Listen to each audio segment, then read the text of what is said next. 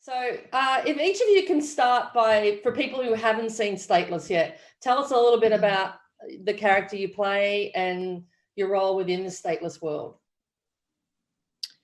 Well, I play a woman whose name is Sophie Werner, and she is a flight attendant who ends up getting caught up in a cult and who ends up turning against her basically, and she finds herself running away from both the cult and her family and her identity in a lot of ways, as she's trying to deal with her own mental health. And she ends up in a detention center where we meet other characters as well, and we explore basically the detention center system through the eyes of various different characters.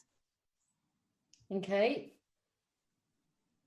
And I had the great good fortune to play a woman called what's my character's name again?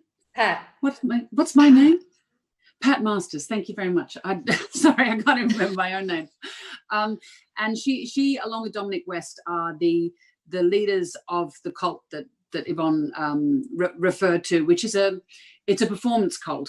And I mean, you know what Nestedford is. It's an amateur dramatic, all singing, all dancing competition, but it's also about the transformation of your identity. And so they have, like all cults, they dislocate people from, they want to become central to people's lives and dislocate people from their history and their identity. And I think that's became a really strong metaphor for the series of Stateless, because I think it's what happens to a culture, to a country's identity when they separate themselves from their past, from their history, and from their humanity. But I got to sing, and I got to dance, and I got to work with Dominic and with Yvonne, which was an absolute treat. So do you feel like the timing to watch this show, since it came out during the pandemic, do you feel like it meant something differently, or was even more important in the world today than it was, as it was already important before this started? Well, it took a very long time. I think I've told you before for Elise McCready and Tony Ayres and I to get the series up, to find partners who were brave enough to look beyond how politicized the refugee experience has become, and to look at the human face of the drama, and for us to be able to tell it with the right cast in the right way.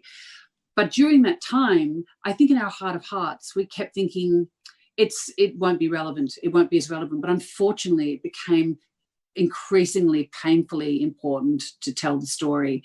And I think in a way, it's hit an audience at a very opportune time when we're feeling that our own freedoms have been curtailed, and that we're kept at home. Many people, unfortunately, dislocated from their families, and they're not in positions of power and agency. And of course, that is central to the refugee experience.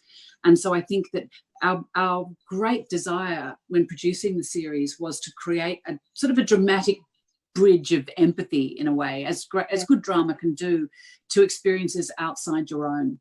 And that's why, it was important for us to describe the treatment, which was then onshore in Australia, of asylum seekers and refugees from many, many different perspectives. Not only the refugee perspective, but the perspective of a guard, the perspective of a bureaucrat, and the perspective of a white Australian, so that there were many points of entry for people into to form a connective, empathetic response, I think. So I think it is a good time. And for Yvonne, you had another show that's already had such an impact in so many areas of people talking. Did this feel like another opportunity for you to embrace something really meaningful? And how did this compare? It did.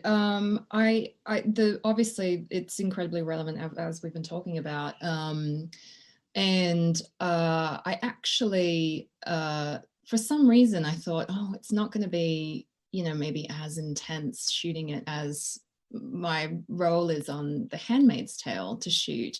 And I was very mistaken about that. That's how we hooked you in. We said it was fun. You can sing, you can dance.